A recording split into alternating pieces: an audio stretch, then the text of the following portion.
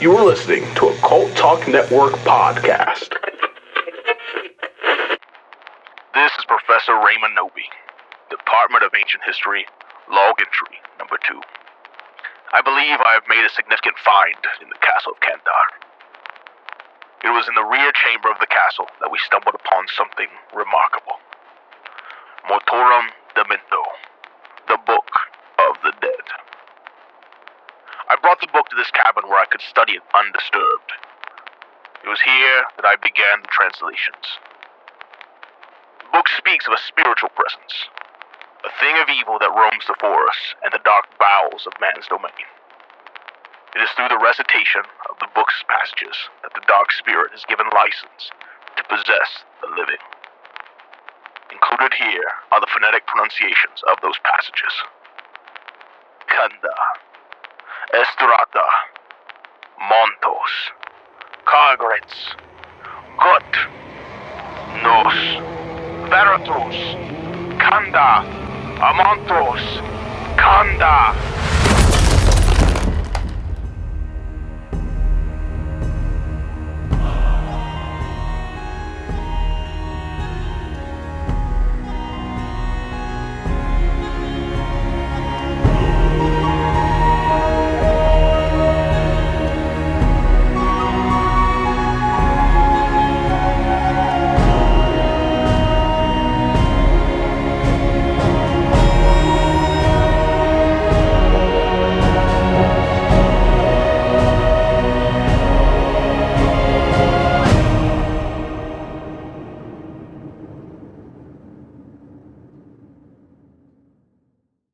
Hey guys, welcome to another episode of Call to Lore. I'm Ben. I'm Eric. And I'm Jerry. And we got a special guest with us.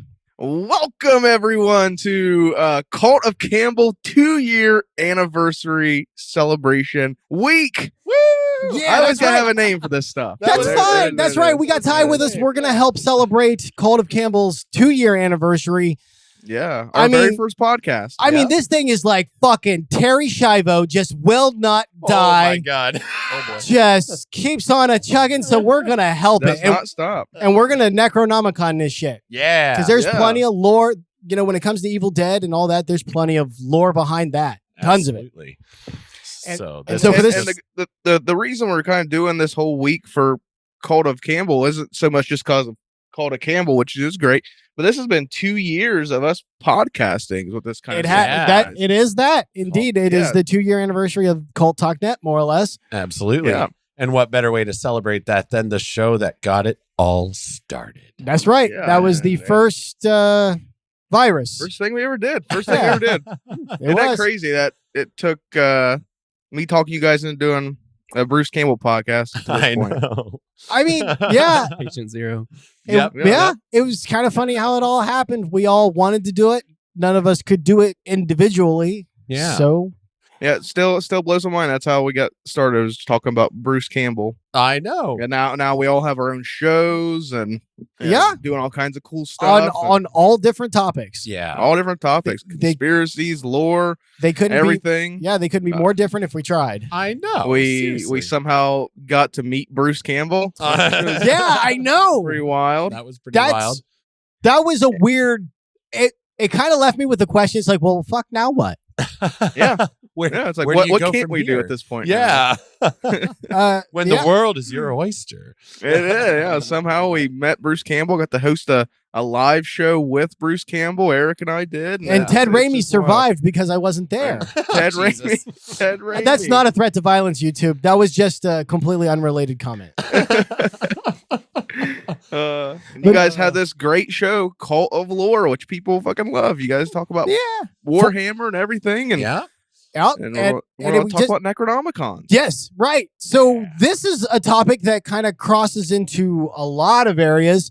Boy, we're just well, spoiler alert, we're going to be hitting H.P. Lovecraft a lot this year. Yes. Yes. We coming up in Culttober, we'll be doing a Lovecraft. Two. There will be episode. two because there's the we're doing a movie that yeah. is Lovecraftian, and so there's that on Cult Talk Right, Net, and then right. there's also going to be our H.P. Lovecraft episode. So there's a lot of that with coming We'll out. be feeling the love Fuck. Did you see what I got to put up with, Ty? Do you like? Man, yeah, I can only muster one of these episodes. See, so. see what I mean? Yeah. And also, he doesn't have the time for it. But Yeah. like, so where do we? I got to put Bailey crying over every little thing on Conspiracy. So at least Yeah, you get put okay. up with that. You get put up with that in person. I mean, though. if you're gonna frame your co-host like that, I'll definitely say that I got the better one. I don't know that I would have described her like that, but sure. No, she's great. She's great. Yeah, I like that backtrack. It's a good backtrack, Will Smith. Yeah. Oh God! Wow, This is what it looks like when a So man is topical. held in hostage. But where do you even start with this? Well, we have to start with the origins of it. So yeah, where I'm did excited for this. I don't know a whole lot about the Lovecraftian side of the Necronomicon, so Right. I'm very interested to hear all this. And I This do. lore. I H.P. Lovecraft is one of like my OG fan. Yeah. I loved him. I've loved him for a long time.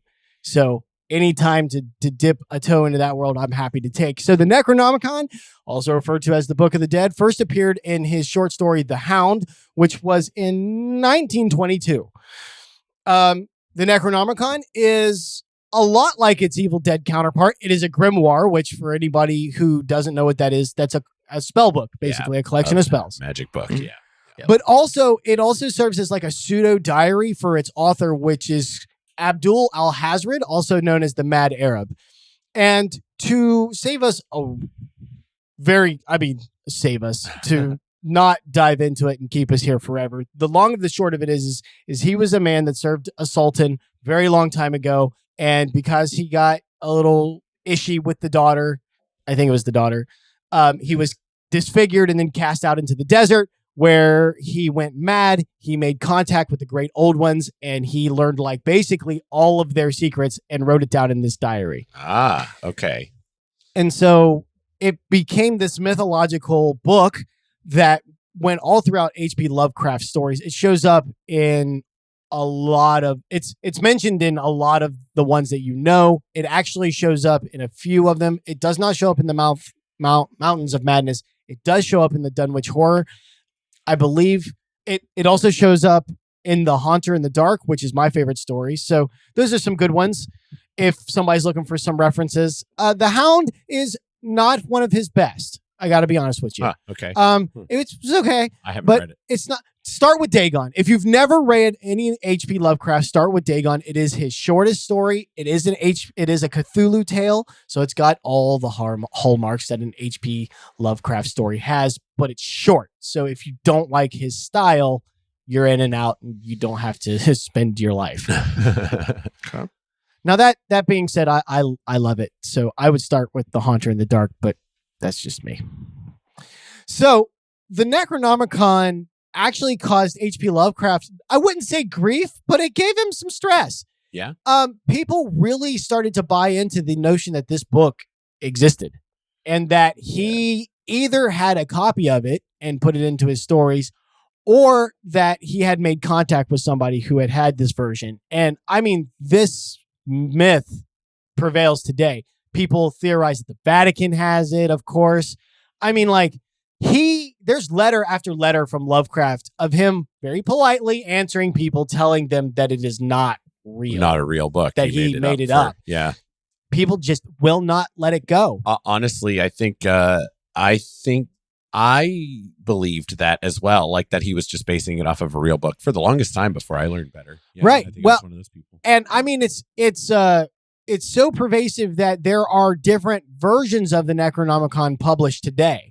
Yeah. I have two versions, which in my opinion, if you were to put them together, makes up what I think is kind of the closest version to what Lovecraft described. Huh. One version I have is just the direct diary of Abdul al-Hazred, so it documents his experiences and how he discovered all of these things. No kidding. And then the other copy of the book is the more spell book, and it's based off Aleister Crowley with a lot of Sumerian stuff. Okay. Interesting. They blended that together to make that. So I think if you take those two together, you mix them, you get roughly what he kind of visualized. But we are here for a slightly different version of that dreaded Necronomicon. Just slightly. Slightly, but still important, impactful. And you know what? I think it still fits. Yeah. A lot of what the book causes in the Evil Dead universe could be attributed to the madness that is associated with H.P. Lovecraft and the Elder Gods. So, and also a lot of people don't know this, but H.P. Lovecraft's creature repertoire extended well beyond the things in space. Right. He had actual dimensional beings that were much more closer to like demons and things, although he didn't have religion in his. The whole thing was his play on religion. He was an atheist, and it was like an atheistic pantheon. Basically. It was, yeah. And it was also yeah. his way of doing kind of satire. Yeah. But anyway, Ty, I have a suspicion that you know more about this version of the Necronomicon than I do. I know definitely more about the Evil Dead one than I do the actual Necronomicon. So why don't you help us out with this one? So the book we see in the Evil Dead series, the Necronomicon Ex Mortis, as it's called. This was actually I think it gets its origin is like somewhere between 2500 and 3000 BCE in Mesopotamia is where it got where it first laid hands into humankind. Which is a carryover, like when I said, the kind of Babylonian or Sumerian and stuff. There's a couple little things I noticed when you were going over that little origin that kind of bleeds over into this. They kind of tweak it a little bit, I think, to make their own. Right. This was created by the Dark Ones, who were a race of these great, powerful demons, and they were the ones who created the Necronomicon Ex Mortis.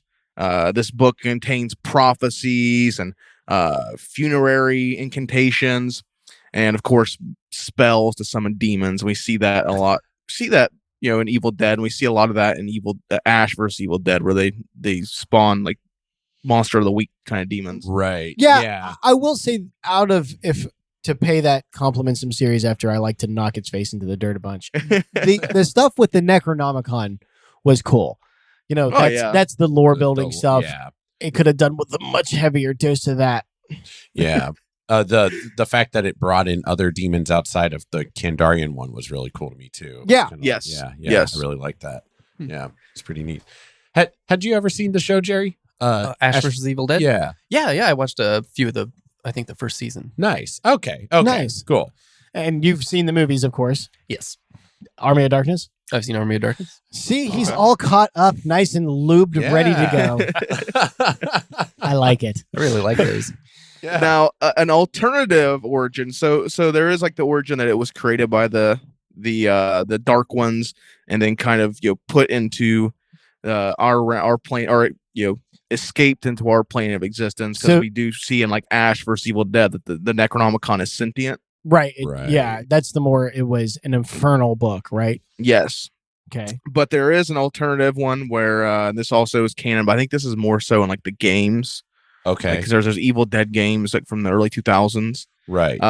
One of the origins in the games, which I don't think are canon. I'm pretty sure they're not canon.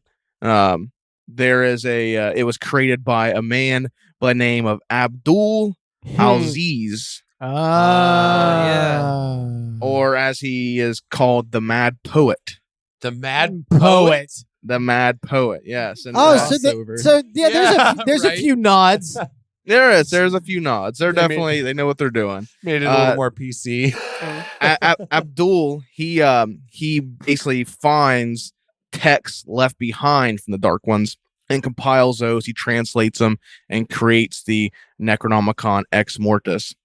And then he is when he finally finishes it, a demon is summoned that kills him, and his face becomes the cover of the book. The text. That's his face. That's his face. Oh, Abdul Aziz. See, I like the idea of blending the two. Poet. Like, maybe he wrote it and then they pulled it. Like when it was finished and his face went on it, it went into the hell dimension. That's how it became like a sentient book. It was like the completion, the true completion of the book. That also gives it kind of a Hellraiser feel to it as well, a little bit. Yeah. Because it's like you become, you morph into that thing. It's forged. And of course, it makes its way throughout history and lands into the lap of one very clever idiot. Yep. Oh. After making and it does it pops up in 13,000 AD. Yeah. When it gets brought into Europe, and we find Ash stumbles upon it. He's given the task that he gets displaced from time, and we've seen that he's battled it in present day, or I guess 80s present day, and gets sent back in time, and then he ends up in England, and he has to go get the book. And we see there, which I thought was always interesting, the scene in Army of Darkness where Ash comes up on the cemetery, and you have the altar with the books. Yeah. There's 3 books. I always thought it was interesting that there was duplicates, right? Yeah, and what those entail. Because you had the one that comes to life and bites his hand. Oh yeah. Then kind of flutters around. Then you had the one that sucks him in. Which, by the way, can we all just acknowledge that Harry Potter? It feels like Harry Potter ripped the shit out of that. Yeah, I mean, a little bit. Yeah. I'm not saying that they did, but it sure feels like it. I'm sure there's a deeper origin of that somewhere else. I'm sure Army of Darkness wasn't the first. No, I'm sure they're not. But the way it looked and the way it behaved just felt very much like that other book. But I never really thought about that. They don't expand on what's up with the other 2 books, do they? No, there's trick books, I guess, but there's no real. I guess you get eaten by a book or sucked into a book. So I guess there are reasons not to get the ones, but it's not like it dooms the world or anything. When you get the other one, it's just more of a they're whoever fake. picks the wrong one dies. Yeah. In Lovecraft, there are you want to say 3 surviving copies? I think there's 3. Okay. I think there are 3 surviving copies. There's one at the Miskatonic University, which is in Arkham, of course. Yeah, that's the fake one, right? Well, so it's not fake. Like that place is made up in. Yeah, Arkham. Yes, yeah. That's in H.P. Lovecraft's universe. There's that one. There is the one in the church in the Haunter of the Dark. The third one has to be a mystery. Oh my god! I know but I believe there are 3. Anyway, I'm not gonna suck up too much time on that. But so that might explain why they decided to go with 3. But I mean, 3 is also a very common number if you want to do stuff like that. Yeah, sure. Anyway, now the book, for the most part, after all the events that took place through Army of Darkness, it basically goes. It's lost for 700 years. Not lost. It's preserved in Castle Kandar, which is the castle we see in Army of Darkness, where they have the big battle. Right. And the book is preserved there for 700 years. It's hidden until a man by the name of Professor Raymond Noby. He finds it in 1982. Him and his wife Henrietta. They discover it. And he takes it back to the States and decides to do the obvious thing of getting a creepy old cabin in the middle of the Michigan woods, right? Yep, as you do, and translating and recording this very dangerous text onto a tape recorder and leaving it behind with no warning, not to play it back. Yep. And that sets us into, of course, the Evil Dead franchise. I always kind of got the impression from the first one, although I think they ended up doing stuff with that, if I remember right. I always got the impression from the first one that he went up there to translate it just because he had a bad feeling about it, and then they all died or got sucked into the book or something happened to them, and it was all just left there. Right. But then, we know Henrietta gets possessed. Right.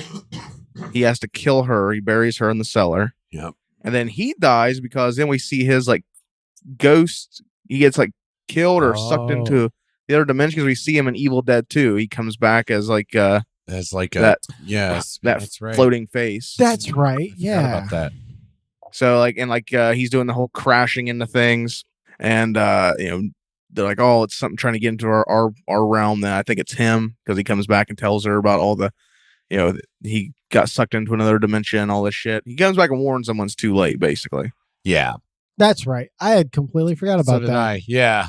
I always forget that part. Actually, Yeah. I always forget it until I see it in the movie. I don't know, We- for whatever reason, it never It sticks just out to doesn't me. stick. Yeah. Like I don't think of it when I'm like running through Evil Dead 2 because I'm always thinking of like the Ash solo stuff. Yeah. The deer head going crazy and the Right, laughter and all that. Yeah.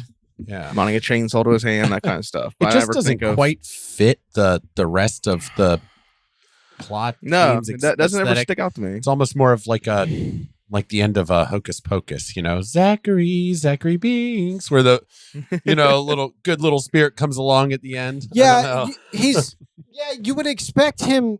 I don't know, for some reason, I guess you would expect him. And maybe that's because we live in a world, where every movie now is anytime they bring somebody back is like this big giant thing. Oh, that's true. Yeah. But Yeah. you always felt like if they were going to bring him back, he would either be like the guy that was driven mad trying to beat the thing, or he was some Papa Demon at that point. Right. Yeah. Right. So, but anyway, And at the those recordings we see at the we hear in the movies, that's actually Sam Raimi that does those voices. nice. He does the Oh, voice that's of cool. Dr. Raymond Kenobi. Yeah. I think he does that canonically through like the entire like Evil Dead franchise. Oh, it's Like, always even- him reading. I'm pretty sure it's always him doing the recording because they stick to that casting because Ted plays Henrietta in every iteration.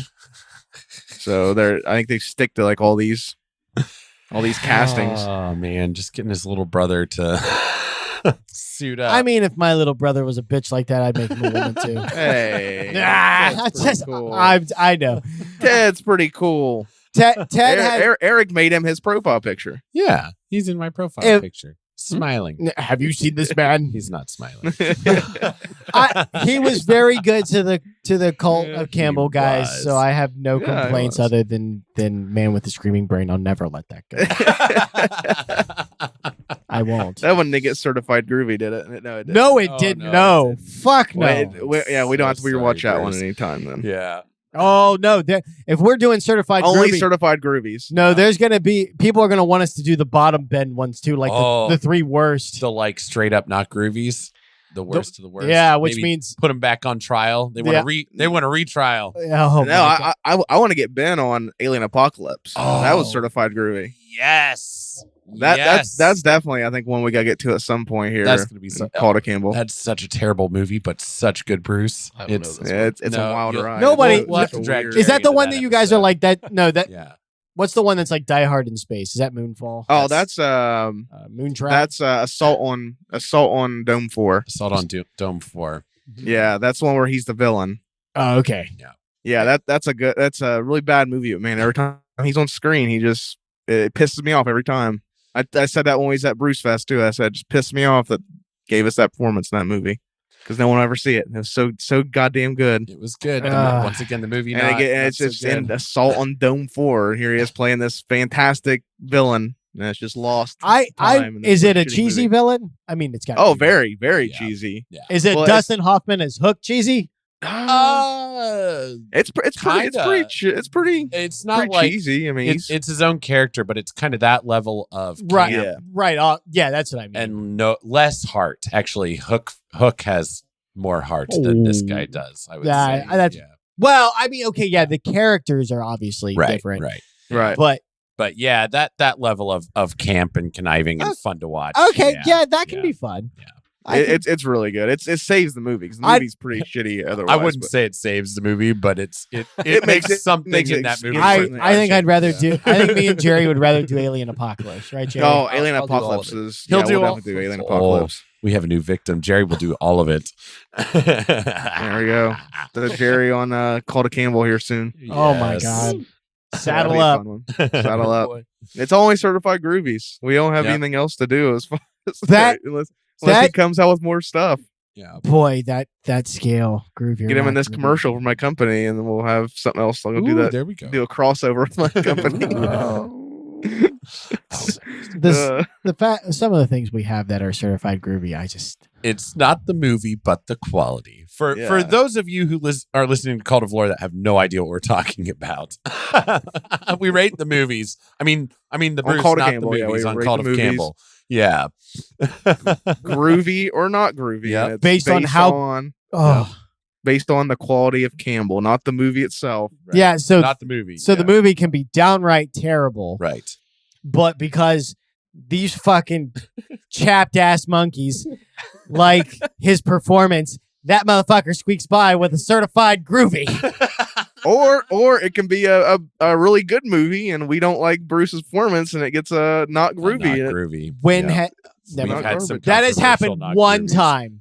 One time in the entire career of Cult of Campbell has this happened. Oh, just the one? Really? Just the one. You name Maybe. me another one Oh. where the movie was good, but Bruce was bad in it. Oh, Yeah, I don't know. Okay, that's rough. I don't know. We'll have to listen back on our. Yeah. Hey, Evil Dead. That's the one. I know. That's the one. Yeah, That's the one. Can't believe we gave that a not groovy. We gave the Evil Dead a not groovy. The original The one. OG. It did. Yeah, because his performance is I'm not going to rip it apart or anything because he's a new actor, but he's a new actor. Yeah. You know? Yeah. The And- groovy standard it has was to be wasn't set. Evil Dead 2. That's And- what the problem was. And you know what? Whoever was in charge of like his makeup, if there was somebody, he should let them know that they cost him the groovy. Because how are you going to do a close up on somebody's face Yeah. and not get rid of that unibrow? Oh, He should really hold a personal vendetta For against not- them for because Robin, of this. if it wasn't rob for- him of a groovy rating. If it wasn't for that, if it wasn't for that dickhead, whoever that just absolute waste of genetic material is, Oh my god. cost him a straight groovy across the board on the Evil Dead series. You know, that dickhead might have been him. They Well were done, alone in the dickhead. wood- They were alone in the woods for a long time with like grooming probably was not then high on then- the list. then you cost Yeah. yourself. Yeah. You could I'll have had it all. You could have had it all. I'll shoot Craig Newman a text Yeah. and ask him. Let him know that the only thing that stopped him from true stardom, like Tom Cruise level shit here, is that fucking unibrow. man. Eyebrow. I heard him. Damn. Just completely crippled his career. it was a face. So did the Necronomicon from like the Lovecraftian stuff? Was it human skin? Was it made of, So or is that not a part I of that? don't mythology? believe that the original copy was, however, because he wrote it out in the desert by himself. Yeah. Okay. But I believe that subsequent writings of it were. Okay. I had And- never heard. Yeah. Another really cool thing about Necronomicon, I don't think we mentioned before, is me and Eric got to see the actual Necronomicon from Evil Dead, and like we got to look through the pages and Yeah. the original prop from the original Evil Dead. Eric and I got to Oh, that's cool. got to see it and got to look See through the it. And inside pages it's and complete. It's complete. It's not like Right. a couple pages for like There's a show. It's like an entire thing. Like they actual, they yeah, went through book. and made an entire book. there is a company called Trick or Treat Studios Yeah. that makes a complete replica of it. And they have all the pages in there like that. Yes. Nice. Okay. Well, that's cool No. that you can find it. I didn't realize that the pages, that was my moment learning that the pages had all of the detail throughout it. You know, the drawings and the weird, etches and spells. The toy store here in Columbus, they keep trying to sell me on. They have it. They have that, and they have the Kandarian dagger, and they keep trying to sell them to me. They think they're like trying to like target me for them, Uh-huh. and I'm just not a fan of them. I don't know what it is. I got them. I got them out of the packages.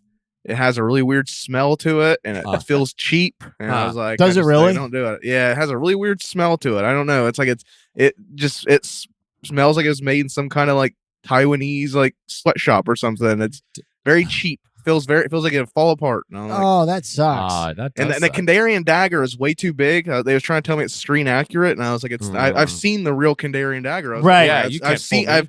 I've held the real one. I know what it's like. It's not screen accurate. Wow. So I'm not a big fan of Trick or Treat Swindlers. Studios in general. Oh, I yeah. think it's Trick or Treat Swindlers. Studios. Yeah. Yeah, I was Trick or gonna Treat say I had Studios never are- heard of them yeah. until this. Yeah, I'm not a big fan of them. A lot of their stuff looks like shit, but Yeah. But I guess it is easy to say something screen accurate. if it is. most of your- It's super easy. But clientele aren't gonna I've see had it. the Yeah. book is too big too. The book is gigantic, Really? Yeah. and that's not the way. No, if I'm telling- anything in the movies, that book looked too small. Yeah. Yeah, But- 'cause and there's a couple. Every movie has a different version, Right. and it's never like massive. Like this thing is like huge. It's the one Trick or Treat Studios makes is just gigantic.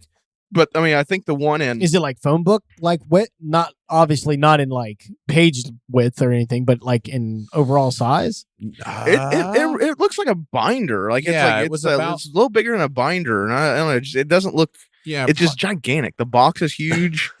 A guy at Bruce Fest was trying to sell me one. There was a guy at Bruce Fest that got sent one by accident. Like they sent him two. Huh. Oh, and he was like trying to sell it me, and I was like, I don't want it. And he let me see it, and he was like trying to like convince me to buy it. He's like, does it have the? Did it have the same smell as the other one?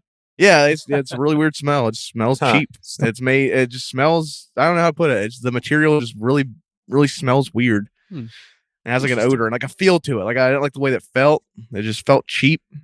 Interesting. I know there's a couple people online that make replicas on Etsy and stuff. Oh, I'm sure. Yeah, so I was talking to a person at Bruce Fest, and they was showing me they had one, and it was like it was screen accurate because it was some small craftsman who has a lot more time and how much did it run? Being a little more personable on it. I think it varies. You just got to find them on Etsy, and so usually like they don't have like stocks of them, so right. Post, like, I just wondered. Got one available. I bet one of the motherfuckers. But yeah, it looked really cool. And I've got I collect the NECA figures, and the NECAs I've got 3. What? I've got 2 of them that came with Necronomicon's little tiny replicas of them. What's and they're pretty good. What's a NECA figure? The like really detailed 6-inch figures. Oh, okay. Like high end collectible things. Gotcha. So I collect all the Ash Williams, and yeah, I think I have 3 books. I have 3 little tiny books that came with them, and those are really impressive for being as small as they are. But yeah, the book, it changes in every movie has a different one. Right. Different face, different size, but they're never like gigantic. Right. The Trick or Treat Studio ones are massive. Now, are there different versions of? I was kind of looking at this, and I found that there were like different versions of it, like in name too, right? Like it's not all Necronomicon X Mortis. Yeah, there were a couple others. Necronomicon X Mortis. There's Book of the Dead. You mean the different names for the book? Is that all it was? Is different names for the book? Because I got kind of confused. I know there's like different Naturom Demonto. Yeah, like that sort of thing. Demonto. Wonder if that's just like Kandarian names for it, maybe. Yeah, I don't know. It also seems like there were different like dimensions or there's a Image Comics or Boom Studios. When there's a comic company, I think Dark Horse probably. I think Dark Horse. Oh yeah, it was Dark Horse. Dark Horse has a book which I thought about getting us to do. They have it's like a compendium of like different stories of the Evil Dead Necronomicon Ex Mortis throughout history. Like I was kind of looking at it, like they had like one where like Nazis get a hold of it and deadite themselves and that kind of shit. Yeah. But it looks really interesting. I think it's called Tales of the Necronomicon, Evil Dead Tales of Necronomicon or something like that. Huh. But I always thought it'd be interesting. It was just like a little serial of these different encounters with the book. Because I don't know any of that lore. Aside from the Evil Dead movies, you don't know. I don't know expanded stuff. That's probably I don't know the expanded stuff. Yeah, right. Well, probably what you were talking about earlier with the video games and stuff like that being kind of right. I saw something about that earlier, and it was when the Nazis get it, Hitler like inscribes the pages onto his body and then becomes invincible almost. Oh, nice. Invincible. Oh nice. No. Yeah. Okay. And then I think Ash gets to fight him. Ash fights. Oh my God, Hitler. Well, I mean, and then Ash. Great. Ash also gets to fight Freddy and Jason, and then after that, he gets sucked into the Marvel universe, where the Necronomicon accidentally introduces a zombie plague. Yeah. Into the Marvel universe. It caused zombie marvels. Yeah. I mean, Marvel zombies. Yeah. Yep. Whoa. Yeah. In the original comics, I didn't know that. So in the original comic, the original run of Marvel Zombies, you don't actually know what caused it. Okay. And then in the second run, they start hinting that it was Sentry was the first one infected. Sentry is one of their Superman-like characters. And he's the one that kind of kicks off the infection. And then they did Ash versus Marvel Zombies. which took the story back even further, and you discover that it was the Necronomicon and Ash. No kidding. And I could be wrong about this, but I actually think it is the death of the original Ash. Wow. Really? So if you follow the comics, I believe the canon goes from the movies all the way up to Ash versus Jason versus Freddy, which then leads into Marvel Zombie stuff. And if you follow that through, that Ash who gets dumped into the Marvel universe gets eaten by zombie Howard the Duck. Oh. And then it's the Marvel universe's Ash sees the original Ash get killed, and that's what leads him to be like, that's not happening to me. So he becomes the hero Ash to stop himself from being eaten. No kidding, that we end up seeing later in the canon. Yeah. Jesus. Oh, poor original Ash. Howard the Duck of all people. Yeah. Couldn't have. Howard the Duck. Yeah, he gets distracted by a few female superheroes in tight costumes. Okay. Yep. And Howard the Duck is able to sneak up on him and munch him right in the dome. Oh my God. Wow. And that is interesting about because that's one series I never got to read was Ash versus Freddy versus Jason. I never got to read that series. It's super hard to come by now. Is it really? Very hard, very rare. I found it one time at a half price books. I found like the single issues. They had, I think it's like 6 parts or 5 parts, but they had the whole series, how many parts, minus the first issue, and they wanted like $300 for the set.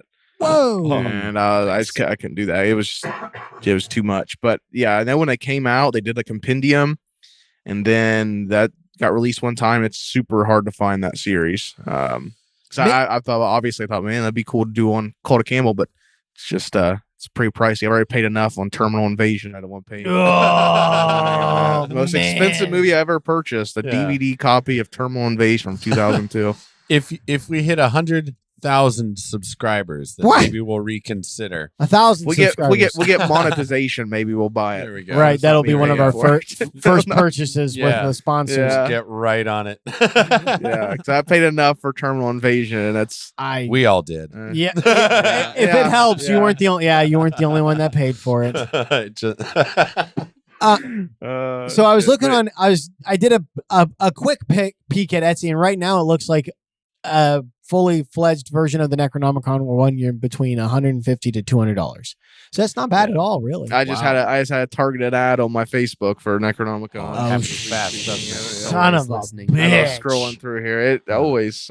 Oh my God. So how do you guys? Because we don't know like the specifics about how the book was made, like the nitty gritty of it, like the peeling of the skin and the writing of the blood and stuff, like.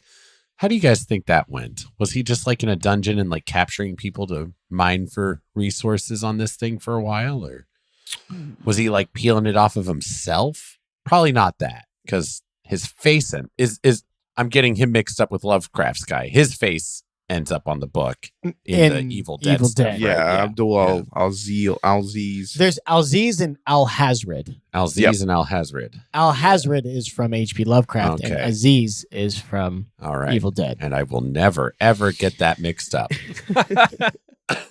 There's Abdul and Abdi, okay? Abdi is the Evil Dead one. He's the one that's on the book talking. It's like one copy of Ash vs. Evil Dead, just like issue 2 goes for $200. What? Yeah. Wow. It's expensive. They're like random issues. It's only 6 parts, but you got someone's selling the whole set for $550, all 6 issues. Well, I mean, fuck, if one of them's going for like 200, then that's a steal. Yeah. Apparently, like I found someone that has it, like the whole like compendium for 150, but that's bidding right now. So it'd probably go higher than that. Listeners, have you been dreaming of a chance to date Ty? Have you wanted to take him out on a nice romantic dinner? I'm taking Eric single. Eric single. Have you wanted a wheezy gazelle? Have you wanted an alarm that'll let you know if somebody will break into your apartment before you? I'm flightier than a bird on a sunny day. Yeah. So handsome. It's expensive. We'll have to pull our money. We'll figure out something. We'll get it eventually. I'm sure. For sure. I'll probably find it somewhere eventually, somewhere cheap. Or if someone wants to reach out to me on Cult Talk Net and make an offer, I might take them up if they have a good deal on it. Yeah. I'd like to have it in my collection. That was originally going to be the sequel movie to Freddy vs. Jason. Oh, really? Yeah, you can find scripts out there. That was going to be. Oh, that's cool. I have a book called Slash of the Titans, and what it is, the whole book is about Freddy versus Jason. It's all the different iterations and scripts, and basically the whole journey to actually getting that movie made, because that was an idea from back in the 80s. Of course it was. That was one of those things where it was like, it was just, let's put these two things together. And there's so many scripts and, different people that came on, and many times where it was like just a pull the trigger away from happening, then something would happen and fall through, and all kinds of crazy stuff. And it has, after the movie finally gets released, there's a couple chapters after talking about, it becoming a success and what was going to happen next. And that was going to be the next movie. There were scripts and everything made, and they had everyone signed on. Oh man! And then it just fell through. So eventually, I think Boom Comics is the ones who went on to make the actual trilogy, or the actual comic version of it, because it was going to get made. That was going to be basically Freddy was going to try to use the Necronomicon to resurrect himself. I think is what was going to happen. Or someone was going to get it to resurrect him, and that was like they were going to have like a Deadite, like a super Deadite Freddy and stuff in it. And I think Jason was even supposed to be a Deadite or something. It was going to be part of the mythology in that movie or something. It was all kinds of stuff. But yeah, it was going to happen. It was going to be the second movie of that. The 80s could have been so different. Well, it'd have been in the early 2000s. It was going to be the sequel to the one that got released. Yeah. Oh, I see. I like it for what it was, but you know what? It was not good. I kind of wish that they had gotten things lined up earlier. That it could have happened that would have been so crazy. That's How are you going to do Freddy versus Jason and not have Kane Hodder as Jason? That always blew my mind that he wasn't. Did you ever hear the reason behind that? I probably at one point. The director basically didn't want to deal with Kane Hodder because he was known to veto ideas when it came to Jason, because he had been playing him for so long. He was like, he wouldn't do it this way, or he wouldn't do that. Like one of the big ones was he had a strict no animals, no kids policy, and because he's like Jason just wouldn't harm these things. Right. But I guess like one of the breaking points was the guy didn't like Kane Hodder's eyes. He felt that they were too intense, and he wanted Jason to have a more sad, sympathetic look. Oh, okay. And I'm like, fucking wear you as a skin suit, you bastard. Why would you want him to be sympathetic? Jesus. Strange. Did you ever hear about Halloween? Did you ever hear about that? No. Halloween? Is Halloween. There's a script for it. Oh, okay. I think you find the script online. It got greenlit. Almost happened. Things went through. Halloween was going to be. It was written by Clive Barker. Oof. Directed by John Carpenter, and it was going to be Hellraiser meets Michael Myers. Hellraiser. What? In the 90s. Halloween was what it was called. What would Michael be able to do against Pinhead exactly? I have no idea. I haven't read nothing. it. That's why whenever people want to introduce Michael into this, I'm like, what would he do? Yeah, because I remember everyone thinking that was going to be like the next step in Freddy vs. Jason was Michael Myers get introduced, but it's like he's slightly stronger, but he ain't Jason level, and he's still human. I was going to say he already kind of serves the same purpose as Jason, only less so. Yeah. I read a comic years ago. It was a Jason Leatherface crossover. Yeah, and it was like they become basically like best friends because they're just like so similar, and they become just these like a bromance from big hell. Dumb these like big dumb murdering buddies, and like they go back to the Leatherface's family's house, and the family starts picking on Leatherface, and Jason kills the whole family, and they just become buddies. It was really weird. It's a really weird comic. Okay. Super weird. Oh man. Wow. I looked I looked at some of those old like horror novels that they kind of did. You know, the Jason and Halloween ones. Those fuckers are expensive now. Oh, they did like a series of like teen kind of like horror books, the 90s of Halloween, and I guess those are like some of the like rarest novels you can get. Like I guess they're super expensive. I see them on lists all the time of like, you know, check your attic for these expensive things. You know, with like Pokemon cards and shit, and it always has those on there. They go for big money. It was just they were R.L. Stein style, you know, teen horror books, but it was Michael Myers. Weird. And they go for good money. They're gonna get rarer and rarer until one day. So So we know that to try to steer this boat back into. We know. What do you think the differences in the Necronomicon are going to be in this new Evil Dead Rise? Oh, it didn't look. It looks like it doesn't have a face on it. It was one thing that caught my attention. It looks like it doesn't have a face. I didn't see a face in the trailer, but I'm trying not to watch too many of the trailers. I've only seen the one. I could have sworn I saw any other clips. I feel like if it looks like it has teeth. It looks like it has teeth on it. It definitely has like some teeth on it in the trailer. Yeah. I feel like the face. I feel like I kind of saw it in there, but it was a lot vaguer than usual. But I could be just like mistaken. You know what I mean? It could have been maybe lighting. I just didn't catch it. Yeah. But yeah. Did it have a face in the 2014, 2013 one? Ooh, I don't remember. Because I know it was made of flesh. Right. But I don't know if it had the actual face on it. What? It won't give me actual Necronomicon, but it'll give me Necronomicon. What the hell, Google? Nomnomicon. What? It did not have a face on it. It did not have a face. No face on it. It was bound in flesh, but no actual face on it. They're moving away. Which I mean, granted, that is a pretty cartoony look. The face on it, but I wonder. It looks like this definitely the one in the new one does. I'm not seeing a face on it. It definitely has like porcupine things. I think I'm making teeth out of it or something. Spiny teeth looking. Yeah, things. like porcupine spine something. But there's definitely teeth on it. I'm gonna make a prediction. What's that? It is going to end up with a face. Someone's face is going to end up on that book. That's my prediction. Wow. Yeah. Somebody's gonna get a paper cut. Somebody's gonna get a paper cut. Yes, I like that. Oh, I see. That'd be kind of a cool scene if someone just did themselves like a Necronomicon right person. Yeah, just like deface themselves, face off. Yep, defacing. Wait, is that? That's some defacing. Is that looks like? I don't think that's from the. I don't think it is either. Trailer. It's hard to tell. I mean, they're all like similar enough that it's like, it could be from this movie or that movie. Yep. Right. Yeah. Because I think I'm always like really confused about the continuity in the Evil Dead movies is all over the place. Shaky. I mean, like, so there's a different book in every one of them. Right.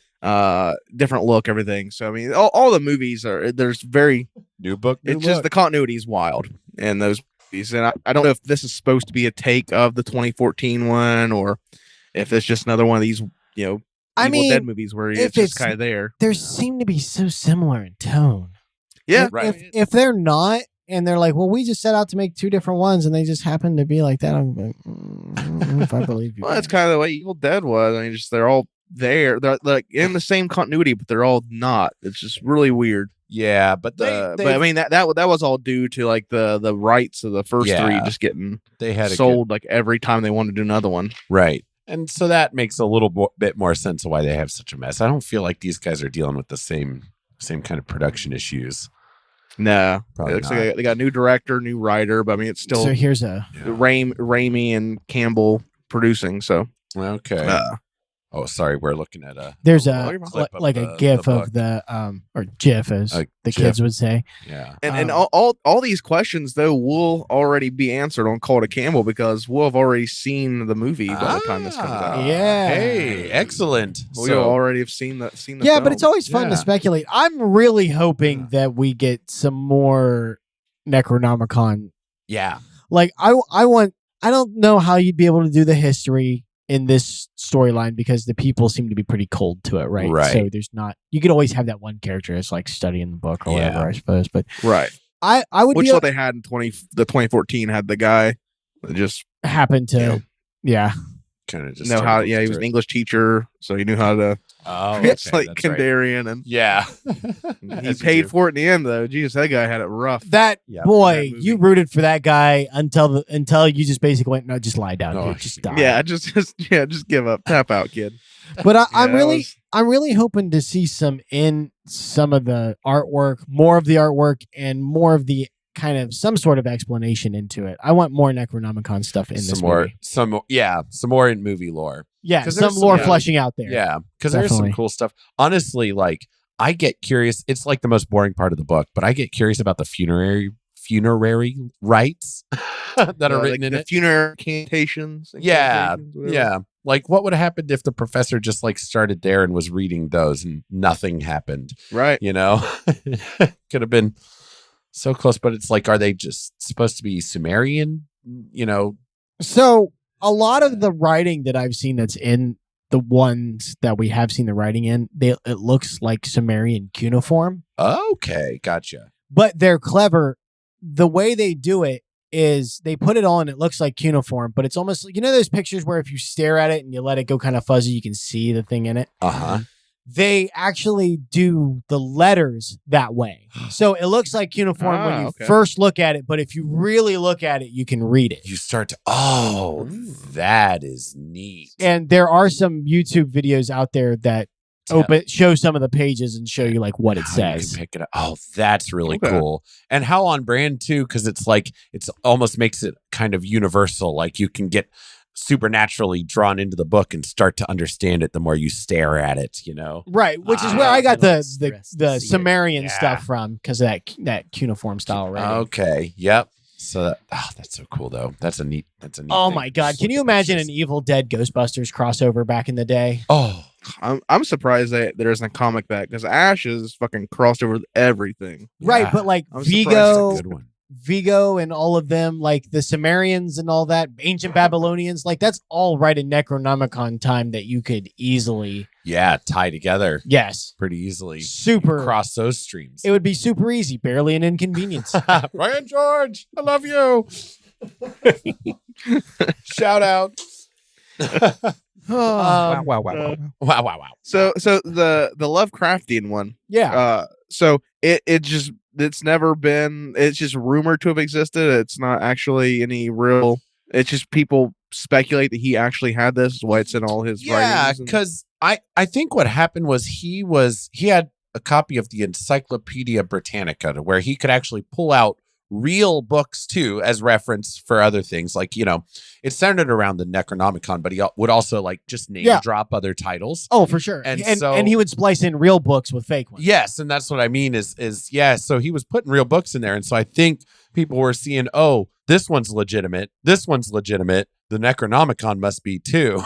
Yeah. And giving it no further thought, you know. So I think that's perhaps what helped perpetuate that. It did. And this is also kind of a reoccurring thing with Lovecraft. A lot of his stuff, people sometimes took almost as if like he was writing it as fictional, but it wasn't. Right. Like it was non-fiction. I've encountered the theory many times that he was a real occultist that practiced, and these are the things that he learned, but he wrote it as fiction. Right.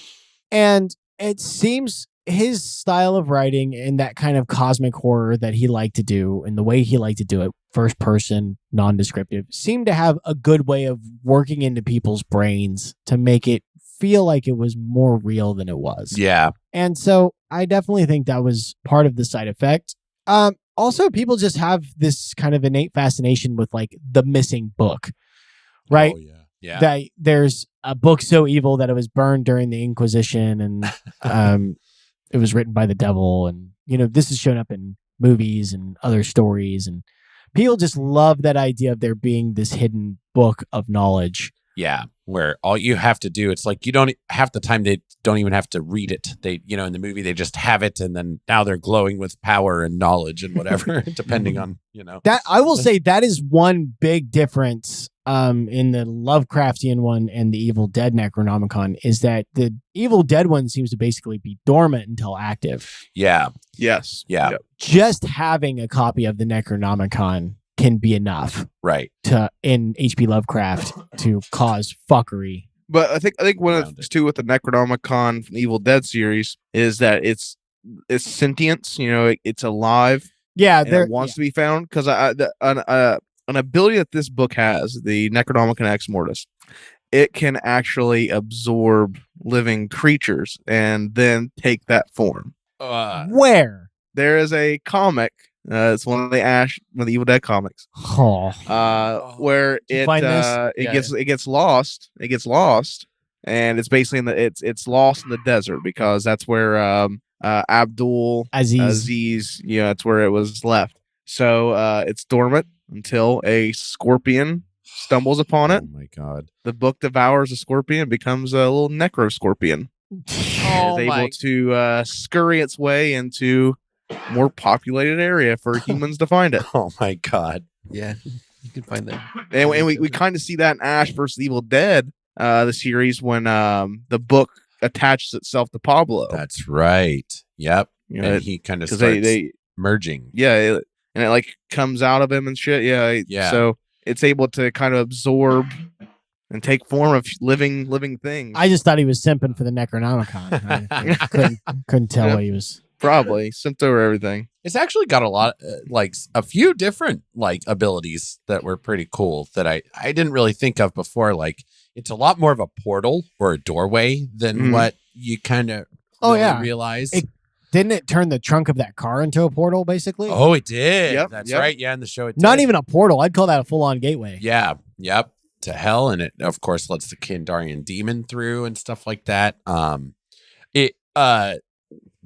they got the potion to get Ash home from medieval times from the book. Yep. So it's got potion abilities. Yep. Yeah, potions and spells. It can distort times. Open the whole reality warping thing into it. Yep. Resurrection. It can resurrect people. Oh, in a better way than Deadite possession? No. No. It's not like it's all Deadites. No. Yeah. Okay. they're back in a sense. Is it like fairly indestructible? I think so. Yeah. Fire, they say, and is one they try to use a couple times in Evil Dead. Can't burn it. They use that shitty necklace to try to burn it. the magnifying necklace. The magnifying. No, what does he do to that? Because we thought that's what it was going to do, but what they ended up doing with it? He just used it to hook the book to pull it towards him so he could chuck it in the fire. Yeah, we thought you've seen the original Evil Dead, haven't you, Jerry? Yeah. Yeah, he gives his girlfriend a necklace at the beginning that's a magnifying glass, and they talk about the whole movie like it has to be cleansed by fire, and we're thinking, of course, they're going to do the old ant trick. Yeah. Shoot some light through it. No, they use it as a grappling hook to pull the book toward them. Listen, in their defense, what else would you use a tiny antique magnifying glass for, if not a fucking grappling hook? Yeah. Yeah. Bruce talks a lot about that fucking necklace too when we watched Evil Dead. Oh, he hated it. About how he hates it because they bought it on the fly because they just needed something for that plot point. He needed to give his girlfriend something that they could hold on to the movie, and they just went to some store and just bought the cheapest first thing they saw just for the hell of it, and now they have to now it's become this iconic prop in the series, and they have they're saddled with it forever. Yep, they're saddled. Yeah, he's saddled with it forever. They bought it just use this, and now it's this fucking thing. And people are probably that's part of the continuity and the mythology. Yeah, but you know what that proves is you don't have to spend a shit ton of money on something for it to be meaningful in a series. Yeah. No, maybe just think before you put it in your movie. Maybe. I mean, think about the long term. There is a lot to be said about planning that shit out, motherfuckers. There sure is, isn't there? We got to see that necklace too, Eric. We got to. Oh yeah, we did. That's right. You guys got to see all kinds of cool shit. Yeah. We did. Got to see one of the Shrieker heads from Tremors 2.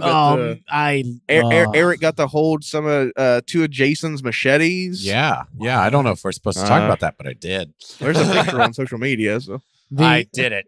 I'll do it again too if I get a chance. The Shrieker head was cool. I love the first three Tremors are fucking great. We got to see Georgie's bike. Yep. Harry Potter's wand from the first movie. Oh, all yeah. kinds of shit. Yep. A tub of the stuff. They had a tub of the stuff there. It blew my mind. A tub of it?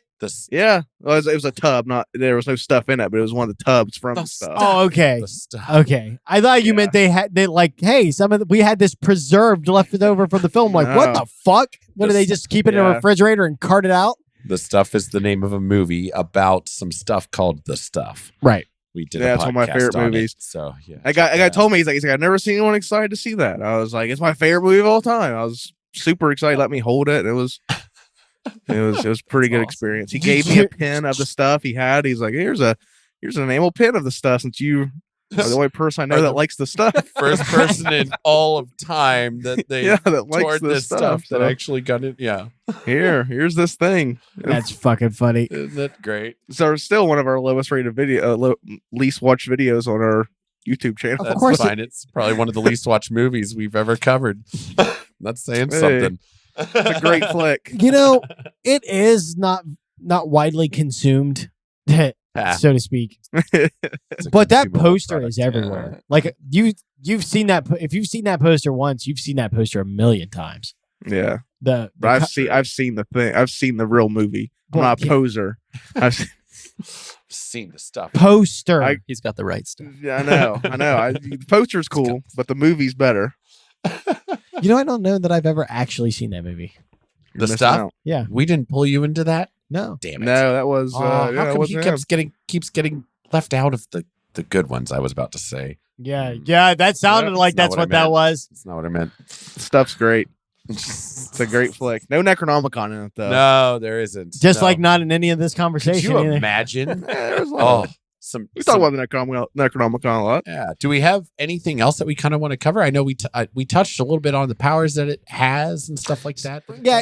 So does the Lovecraftian? Because I don't know much about the Lovecraftian. Does it have any sort of like what exactly is the Necronomicon and the Lovecraft sense? So that's a good question. It doesn't. It's one. So Lovecraft doesn't ever go into specifics. It's pretty vague. Okay. It is. It's incredibly vague. In the Dunwich Horror, the character that is after it is trying to summon one of the old ones into our reality. So we know it can do that. Right. It seems to be able to grant knowledge and immortality to people, but through mutation and not possession so much as madness. Well, yes, but it like links them to the entity, and so they become almost like part of it. It's not really possession because these things are, in the H.P. Lovecraft world, the old ones are so vast, and they're this giant alien race. 30,000 foot overview, right? But they're this giant alien race that has like unlimited powers, but they're so vast that they really don't care what we do. And so to say that one of them possesses us is not. It's just not factually accurate because more like someone becomes infatuated and worships them. Yeah, and almost like in 40K, you know how when they become a servant of chaos, they kind of start adopting those qualities. Yeah, that's a lot like what happens here. It's almost like a symbiosis. Yeah, just kind of incidental. Yeah, they end up draining the powers off of the creature more than they actually become a patron of it per se. Yeah, I see what you mean. Like possession kind of implies some malice or intent. Period. Yeah, they don't really have intent towards humans. Right. Everything that all the evil they cause is just a simple byproduct of their existence. So, like a natural disaster or any. So the Necronomicon really, it's a MacGuffin. It does whatever he needs it to do, but it never actually does anything. Yeah, like it's the humans do have to interact with it. Yeah, and that never really comes around because it's one of those things that's basically like if somebody accesses it, the world's over, right? It's just done. Oh yeah. So practically every time somebody starts to do something with it, it gets stopped. Right. In the nick of time. Right. Yeah. But it usually causes You know what else is a good Book of the Dead? Causes madness. I think. Oh yeah. Yeah. Oh, it does. Yeah. Any amount of exposure to anything that even comes close to the great old ones. Like just knowing so we know Cthulhu, also known as Cthulhu, right? Or Hulu. or however you want to pronounce it, right? I believe Lovecraft said that the closest he would say is Thulu. Okay. Or Cthulhu is another one that I believe he had said at one time. But like just knowing the proper name of them and reading it on a piece of paper is enough to start driving you mad. Because it automatically unlocks genetic memories in people that we're not supposed to have. Okay. So anything even remotely tangential to these guys will just start causing you madness. And the kind of less you're tethered to reality, the quicker that'll happen, the easier. Yeah. So it's kind of like psychic plutonium. You know, you can't even be around the motherfucker before it starts poisoning you somehow. But it's not like the Evil Dead one where it's acting on its own will. It really is just there's a copy in the library, but because the librarians are these stodgy intellectual types, it has no effect on them, and so in the library it's just a book. Oh, okay. But if you put it next to an artist who's slightly unhinged, they might start having dreams, and then the dreams will lead to prophecies, and the prophecies will lead to madness, and then the madness will lead to the possession style thing. Now that you mentioned that, that's an interesting parallel. Ash, was an engineer, and he doesn't have he's not very artsy at all, right? I mean, he got his girlfriend a magnifying glass necklace. Yeah. So I almost wonder if that's part of what gives him that resilience against, somebody who's, more possible, I guess, logical thinking, or I don't know. So that's heavy. That's heavy in H.P. Lovecraft's lore. Is the more intellectual you are, the less hold this has. Yeah. So there's I stretched a little bit for that one, but there it is. Ash, he is pretty intelligent. Yeah. Right. Mechanically inclined. Yeah. Mechanically inclined. Yeah. I'm an engineer. That's why I'm an engineer. It's Ash. So you're the one. You're the one we can entrust with the book. Ash is engineer. No. Yeah, I'll have a chainsaw mounted to my hand in no time. Sounds good. Do you know what happens? Everybody else in that scenario, his friends. We're his friends. Yeah, we would be. Sure. Run, Jerry. Get the fuck out of here. You know what's another book, a Book of the Dead that gets kind of glossed over is the one from the Mummy. That's a Book of the Dead, right? It's a Necronomicon. That is, the Egyptian Book of the Dead. Yeah, that's a good one. That's a cool fucking the design. Book. It's not the Book of the Black Book of Anubis. Black Book of Anubis is what it is. Yeah. What's that called? That's a really good one. That's surprisingly something we've never touched in all these years. Was the Mummy in all these the Mummy. years. I love the first two Mummies are fucking great. Yeah, I've never seen this third one. I don't think I've ever seen the third one. I own it. I don't think I've ever seen it. That's the second one. Oh, I love the Scorpion King. That's a good one. The movie, The Scorpion King. Yeah, the one with the rock. Really? I love that. That's a good flick. I liked it too, but it's for nostalgia's sake. I saw it when I was really young. The third Mummy, The Curse of the Dragon Emperor, is pure garbage. Pure garbage. No. Yeah, what was that? I think I'm pretty sure I've only seen trailers. I know there's Yetis in it. I know that. It was that's Yetis? all I know. Yeah, and it was awful. It was so. I'm sorry. It takes place in it's about Chinese mummies. Okay. Chinese they move over to Asia. Right. And they get possessed by the Book of the Dead. So there's Yetis in Nepal and all that stuff. The terracotta. And Jet Li is the main mummy in that one. Oh, that's right. Yeah. Yep. Jet Li. Ben's looking. But no, I like the Scorpion King movie though. I like it's a good flick. Yeah, I was a fan of that too. I liked it. It's a good one.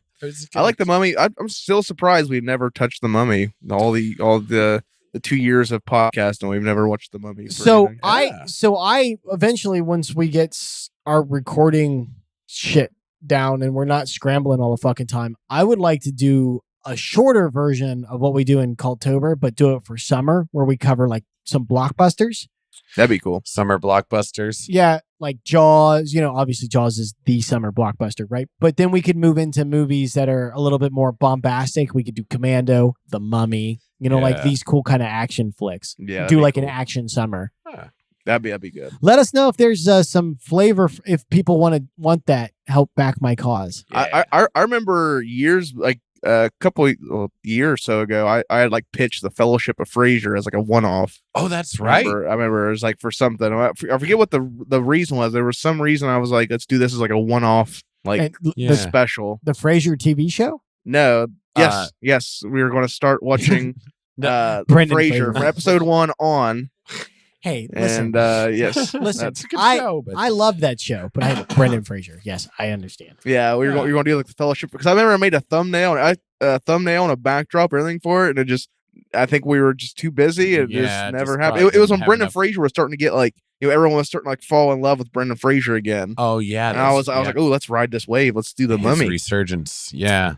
Yeah, that one and George of the Jungle. I want to cover both of those in the future sometime. Oh my god, there's Encino Man. Bedazzled was a good one. Back to the Future. No, Blast from the Past. Blast from the Past. That one. That's fast. That's a good one. That's a good one. That one. I like that one. Yeah. He's had a good run. We would have to cap it off with The Whale. The Whale. Oh, I haven't had the courage to watch that yet. I bought it on Prime. It's a rough one. Of course it is. It looks pretty emotionally taxing. I think everybody owes that man a watch. Absolutely. But I fully intend to watch it. Fuck me. I need to be prepared for that. Yeah. I was telling Evan, because Evan was asking about it. I was telling him, I was asking if you ever seen Darren. He's like, I was like, have you ever seen a Darren Aronofsky film? He's like, I don't think so. I was like, they usually don't end that great. They never. Didn't he do $1 Million Baby? I don't. Maybe. I like The Wrestler. That's my favorite. The Wrestler is one of. Yeah. I love The Wrestler, but that's a good one. Yeah. Do you think he died at the end of that? Spoiler. I'd like to think so. I think that'd be the fitting way for. You like to think so? Yeah, I feel like it's the fitting way for Randy the Ram to go out with the old flying headbutt. I think that's the way to go. I have to agree with you. I don't. That movie came out a really weird time when it came out. That was, I think, a year. I think right when it came out is when the Chris Benoit stuff happened. I don't know if you guys know Chris Benoit. Yeah, that stuff happened, and it came out a really weird time. Because, also wrestling got a really bad black mark, but also Randy the Ram's finishing maneuver, which is like a big focus of the movie, is what caused that he goes to the doctor and tell him, like, hey, you got like serious brain hemorrhaging, and if you do this, you're going to die. That was Chris Benoit's move, was the flying headbutt as well. That's what led to him suffering the hemorrhaging that caused him to go fucking insane. Brain damage. Yeah. Requiem for a Dream is the other one that Darren did. I keep calling him Aaron, but Darren did that. I was just like, woof. Although an interview very recently with John Carpenter. John Carpenter fucking hates Darren Aronofsky. Really? Why? Hates him. Hates all his movies. I don't know. It says he secretly hates horror. Just hates him. Huh. So hates him and Eli Roth. I don't know. He has something with Eli Roth. Weird. So he for some reason has a problem with Eli Roth's hair. Called him Hollywood hair. I can see that, but I don't know why he went there. I mean, it's accurate, but yeah. So Darren did Mother. I'll say that he hates horror. Yeah. Nah, you have to hate horror to produce that load of garbage. Yeah, Mother was a rough one. That was so. I didn't hate it. I just can't watch it. Oh my fuck god. I've never been more uncomfortable watching a movie than that. That was Noah. That was too stressful for me. He did Noah with fucking Russell Crowe.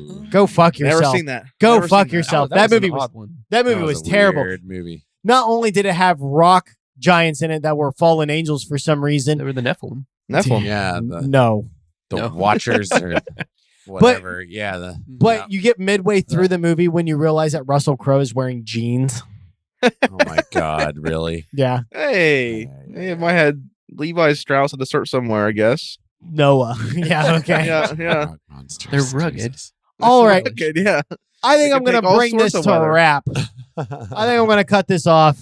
We're going to start. Wow, is this the most like laxed episode of Cult of Lore you guys have done? It is. I really think so. But this was it was a dive into the Necronomicon, but it was also a celebration of Cult of Campbell. Yeah.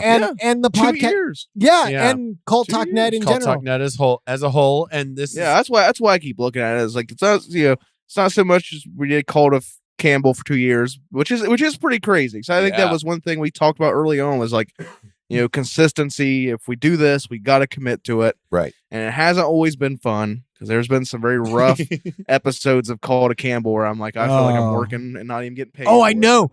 There's sometimes when there's like a movie coming up and we're just like, can we just can I stay at work? I don't. It was like, oh, you just have to watch the movie. It's like you don't like.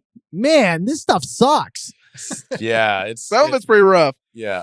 Then that was pretty rough. But we committed to it, and we're still doing episodes of Cult of Campbell today. And we have a fan base, and we have super cool people. It's larger. It's larger now at the time of recording than it's ever been. Yeah, seriously. Which it is only amazing. picks up steam. Yeah, it's crazy. I go look at the analytics, and it's just it's constantly in like the 300-500 range, constantly, and it just at the time of blows recording. my mind. Yeah. It blows my mind. It's like because it's weird. Like we took that break last year. We took our summer hiatus, which we will do again this year. Take a summer hiatus. Yeah. And like we had a sizable thing there. Took the break, come back, and it was like ever since we came back, just boom, boom, more people. It was like it was resurrected by the Necronomicon. Yeah. And also, us being at Bruce Fest helped too. That might have helped. That helped out a lot because there was a lot of people. There was a lot of people that didn't know what Cult of Campbell was, and there was a lot of people when we would walk by, they'd be like, "Hey, you're the Cult of Campbell guys!" And it's before we did the live show or anything. People just would like recognize, like wanted pictures with us and shit. That was pretty wild. Yeah, that's really cool. That was really wild. A woman there, like that's how she surprised her son with taking him to Bruce Fest. She said they were going on a trip, and she put on Cult of Campbell, and that was her way of surprising him. Reveal where they were going. Nice. Yeah. Now that's cool. Yeah, that was cool stuff. Yeah, it was really cool. It's always awesome to be able to be part of that. Although, how old was the kid? He was probably like 14-ish, probably 14, 15. Teenager. Yeah. We have young fans. We have the Vessies. They're kids. Yeah. And they listen to us, but yeah. It's a podcast for the whole family. That's what it is. Yeah, exactly. Cult Talk Net as a whole is really for the whole family. Yeah, you tuck your little one in. Yeah, turn the lights down. Yeah, you turn on Cult of Campbell and close the door and let them drift off to sleep while you listen. Soothing as a coat hanger abortion. Soothing, yeah, smooth jazz, cosmic space death. Soothe them sleep. Creep up the thigh. Scrape that inner side. Oh my god. But yeah, it's a celebration of just Cult Talk Net because we've been on one hell of a journey. We all have our own shows now, and it's not done yet. Not by a damn sight. No, not at all. Next month, this is May. Next month, Michael and I have our own show at debuts. Oh God! Ooh, yeah, it's a very special. It's a 6-part summer event. It's weekly. Okay, it's only 6 parts. Okay, it's called American Pie Slices, and we watch a scene from American Pie and we talk about it and drink a beer. Okay. Slice first episode of American Pie. First episode we watched 4 minutes of the movie and the episode came out to an hour and 45 minutes. Oh my god. Why Wow. Why does every one of your podcasts have this weird bend to it? Like, oh no, we're not rating the movie, we're rating the quality of Campbell. No, we're not watching the whole movie for context. It's just a slice, you dumb motherfucker. We stretch it out. We're stretching it out for the summer. My God. Oh, that's such a chill idea, though. You guys. Yeah, we talk about everything. We talk about the act. Whenever a character would come up, we talk about the actor, what they did up to that point. If they show a computer. All right. Well, I don't want to hear computer. I don't want to hear any bullshit about pedanticism. Once this drops, Cult of Lore no longer gets that kind of crap. Yeah. We thought it we did was some wild. deep dives. That's yeah. The only thing we rule on when it comes to pedanticism is our fans. Those poor guys. It was wild. Michael sent me the thing. He's like, just finished editing the episode. I was like, how long was it? An hour, 45 minutes. I was like, we've only watched 4 minutes. That's an hour and a half long movie, and we've only watched 4 minutes of it. Oh my God. So yeah, make sure you join us for that. That drops every Wednesday, starting the first Wednesday of June. Nice. Oh, I'm excited. So then it'll roll through the summer. And this is all barreling towards our largest Culttober yet. Yeah, Oof, seriously. Baby. Hard at Big work on Culttober. Yeah, we will come out around August, September. I'll start dropping some little teasers and hints of what we got coming, but it's fucking huge. Yeah. Biggest one we've got. And of course, like I said, this podcast, Cult of Lore, Cult Talk Conspiracy. We got these. Cult of Campbell was our proving ground, where we got to test out all of our ideas and our scheduling and all the equipment and how we wanted to do things, and basically that's where we were able to develop our structure. Yep. And then we applied it to other things, and we have 2 other successful shows that people love, and it all started from us bullshitting about Bruce Campbell for 2 years, and we're keep going. Cult of Campbell comes out most Mondays. We're kind of on a lax schedule with Cult of Campbell, not going to lie. Yep. It's just kind of as we see fit. We want to focus on our other shows, like Cult Talk Conspiracy comes out every other Tuesday, and of course Cult of Lore comes out every first and third Thursday. Mostly. Ish. Definitely promise. Yeah, so guys, if this is your first time meeting Ty, definitely go over and check him out. If you like this guy, if you don't, check it out anyway. I'm just kidding, but because there's Bailey on the other one. Bailey's over there too. Bailey's on the other one. Yeah, Cult of Campbell, Cult Talk Conspiracy, and American Pie Slices. Those are my podcasts. Heck yeah, Ty is all over Cult Talk. He's a busy man. Yeah. Busy man. Dude, I'm doing guest spots for us on other people's podcasts, trying to get more people to listen to us. Yeah. We do a lot of recording, but nice. I like doing it, or I wouldn't do it. Absolutely. So what do we have? That's why they call me the pod guy. Nobody calls you that. I knew that was coming. The pod guy. Nobody. They do. Yeah. No. See, they call me that. Who calls you that? Just the fans. Oh, Bailey's vouching for you. She calls you the pod god. Apparently. Yeah. They call me the pod god. I don't. They do, yes. That's how you operate. You're Sodomites. gonna get us to Bulgaria before I know it. Just hey, well, I speak things into existence. That's what I do. I will things into existence. The pod god. I said, man, I'd like to meet Bruce Campbell. I guess I'll start a Bruce Campbell podcast, and I'll get to meet him. Lo and behold, and on the 7th day, he greeteth the chin. Who knows what's next? Who knows? Well, all right. What do we have coming up? What's our next episode after this? What do we got coming up? So after this, let's give this a little looky do. I'll try to save future Eric a little bit of grief here, maybe. Future Eric, why don't you come in just to say hello? No other reason than that. Say hi, Future Eric. Oh, you guys are on your own for this one. Yeah, you guys, I think are doing your Fulgrim episode next, right? Oh, Ty got to it before you did. Oh man, he's always faster at organizational Fulgrim stuff. Yep, it is Fulgrim coming up next. Another Primarch. Primarch of the Emperor's Children. Yep. So, a return to form with the 40. I didn't warn anybody at the beginning of this, but often we cover Warhammer. So if you're just joining us for the first time here, usually we're Warhammer 40K. Where is that coming from? It's shy. She's giving me the wrap it up signal. She's wanting to go for a walk. All right. Well, we don't argue with Gypsy. We won't argue with Shy. Yeah. So join us next time for Fulgrim when we return to 40K with the Primarch of the Emperor's Children. And join Ty if you like what he brings to the table. Join him on Cult of Campbell and Cult Talk Conspiracy with Bailey, of course. Yeah, and this week, this is a whole week we're doing, not a whole week, but all of our shows dropping this week. Yep. We have that would have just came out Monday. You have the Bubba Hotep episode, which Ben and Eric were both on. We revisited one of our favorite Bruce Campbell movies. I got to show the guys. The movie that made Bailey us and I, believers. To follow that up, Bailey and I did a special episode on the mysterious death of Elvis, or if he actually died or not. That was our tie-in with that's right. Cult of Campbell with Bubba Hotep, the king of Campbell. The king of Campbell. Yeah, seriously. It doesn't get better. Twice crowned. Yep. Who knew? Besides Ty. Yeah. I'll give him that one. Oh, yeah. Yep. Yeah, that was the one that really, it was the one that opened the door to Faith and Ty for us. It was Bubba Hotep. That's why you introduced it to us early in the run.